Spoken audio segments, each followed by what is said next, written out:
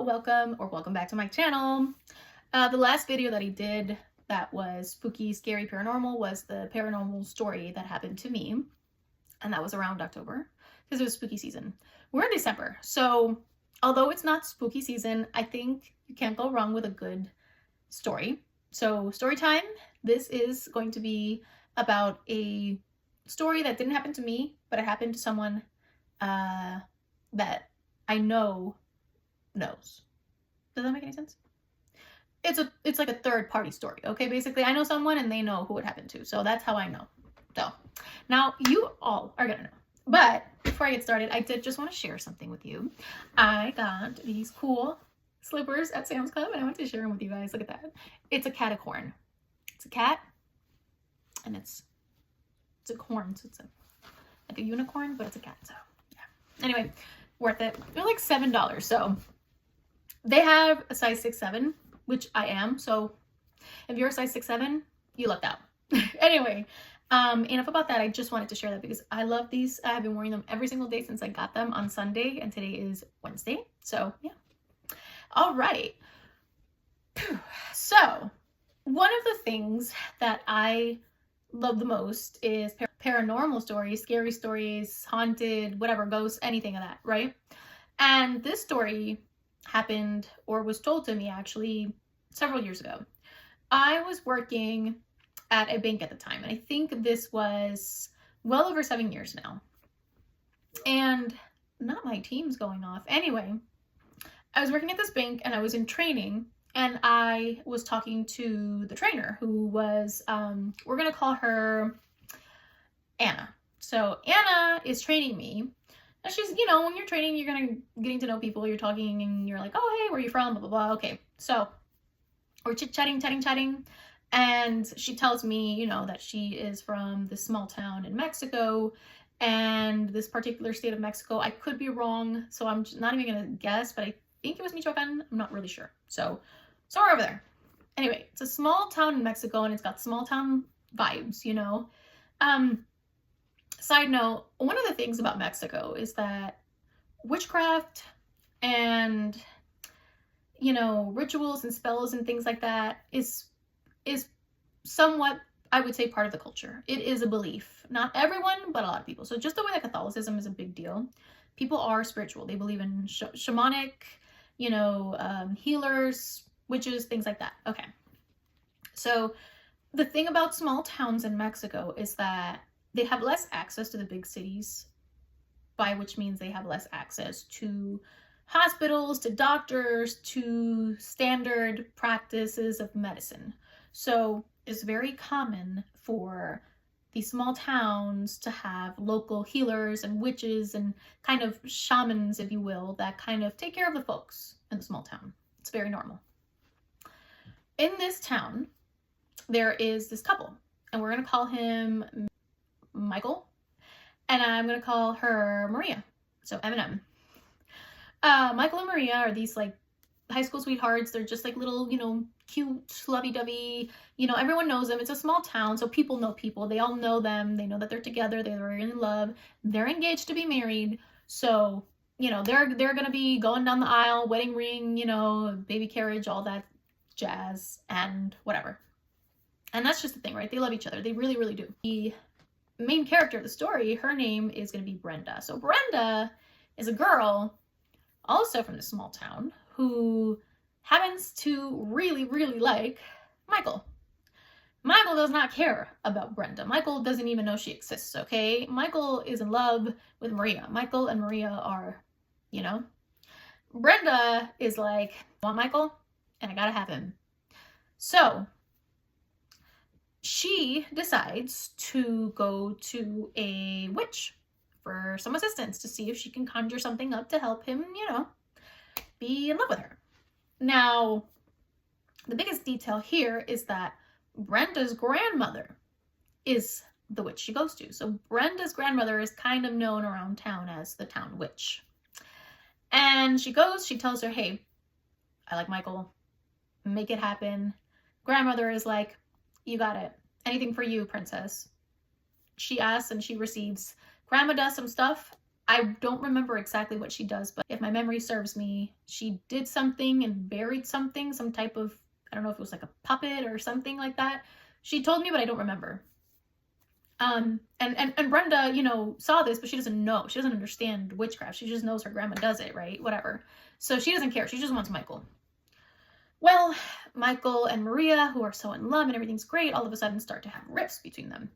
And the townsfolk start to notice, you know, they're having arguments in public, they're not getting along. Things are starting to crumble in that otherwise really perfect relationship. And I think they were like weeks, if not days, from getting married. And Michael all of a sudden just literally says, I'm out. You know, Maria's devastated. Nobody can believe what's going on. They're like, what do you mean? You guys are perfect. You guys, you know, why, you know, no one understands what's going on.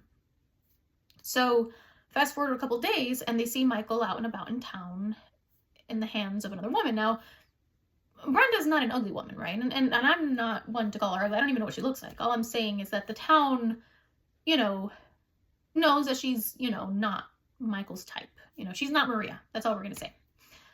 And they see him with Brenda and they're like, not only did you leave the love of your life, but now just days later, you're hand holding and loving and hugging and kissing on a woman that you couldn't care less about just a couple days ago. What nobody understands what's going on. Maria certainly doesn't understand what's going on, but Brenda knows. Brenda's grandmother knows. So they start dating. Fast forward, they get married. Fast forward a little bit more. They're living together. They have children, plural. And Brenda's living on cloud nine. You know, she has what she wanted. She got what she wanted. She wanted Michael no matter what, to any means necessary, and she got him. Michael is with her, but Michael is not like a willing participant. He is almost in a infatuation state. It's very sickly, very, where are you? You know, I need to be with you. I need to breathe the same air as you. Like, it's not a healthy relationship, but Brenda doesn't care because she just wants him. And she's happy. She doesn't care if she has a very, you know, lovesick version of him. So that seems to be the relationship. A couple years go by. Brenda's grandmother, she's an elderly woman, inevitably passes away. Now, this is where things start to get even more interesting. We know she did something, and whatever she did worked. But now that she was no longer around, it appears that the magic was starting to wear off. Michael started to become very, very aggressive, very angry, very confused. He was like, what am I doing with you? Who are these kids? Like, he didn't understand his relationship with her. He didn't understand why he was with her. He didn't understand, you know, why am I with someone I have no feelings for? What is this? And Brenda was like devastated because she's like, what do you mean? You know, and she's desperately trying to figure out how to kind of get him back the way he was. And, you know, she doesn't know where this thing that her grandma did was buried. She doesn't know what she did. You know, she's trying to find someone to help her, but nobody does what her grandma does. You know, they're just regular healers. Her grandma was into something else. You know, and that's no disrespect. Everyone's allowed to have their beliefs. I'm certainly not one to disrespect any beliefs, you know. So as the time goes by, eventually Michael just gets out of that zombie-like state. He snaps out of it and he leaves. He leaves Brenda. He leaves her with their children that he just doesn't have a connection with. He doesn't have a connection with her, really. And she's, you know, devastated. Now she's stuck with this house with children and without him. And she doesn't know what to do. And a couple of months later, she finds out that Michael had, you know, been asking around about Maria. And, you know, this was many years later. So Maria marries. You know, Maria has her own life. She has children now. She's living happy. You know, she wanted to be with him, but, you know, that happened. And so he, out of the devastation of finding out that the love of his life, the true love of his life, is now, you know, gone, essentially, he unalives himself. It's really sad because it seems like Michael was just kind of controlled the entire time without really any say. And it's really sad because, you know, he didn't get to choose who he was with. He didn't get to choose anything, really. It seems, you know, very unfortunate. And now he's gone and his children no longer have a father. And, you know, Brenda is obviously devastated and she doesn't know what to do because her husband is dead. Her whole life fell apart. Whatever the grandma was doing, she was working, you know, as the years went by, she would maybe strengthen this spell or ritual, whatever it was, give him a little bit more power, you know, try to add a little bit more to it to make it a little bit more potent. And with her being gone, she wasn't there to do this. So this, you know, the effects eventually wore off, and, you know, we saw the repercussions of that. So I say all of that to say this. Because I'm so interested in these stories about paranormal, you know, witches, ghosts, demons, things like that, I couldn't tell you how many stories about people looking to, you know, do spells, to, you know, do love spells and things like that. And in Spanish, this particular spell is not like a, you know, oh, a nice love spell. It's called amarre. Amarre means a bind. It's a bind. When you bind something that's not meant to be bound, when you bind someone to you that does not want to be with you, you're forcing something that is not naturally supposed to be together. Let's forget for a second that you're taking away free will. Okay, who am I to judge? Whatever, right? I'm judging a little bit, but we have free will, and you are saying, I want this, I don't care. I want this, I want this, I want this. You're binding someone to you that does not want to be there, and it is not going to work. I have heard countless of podcasts talk about these amarres.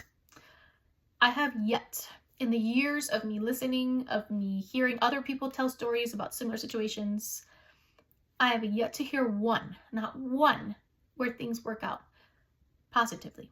Things will work out to an extent. And by work out, I mean, you might get that person, but he's not going to be the way that you want him or her.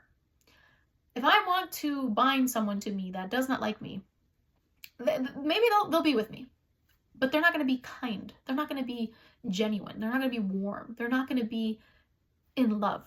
There's going to be an obsession and an infatuation, it seems. I'm not saying that this is real. I'm not saying that it's true.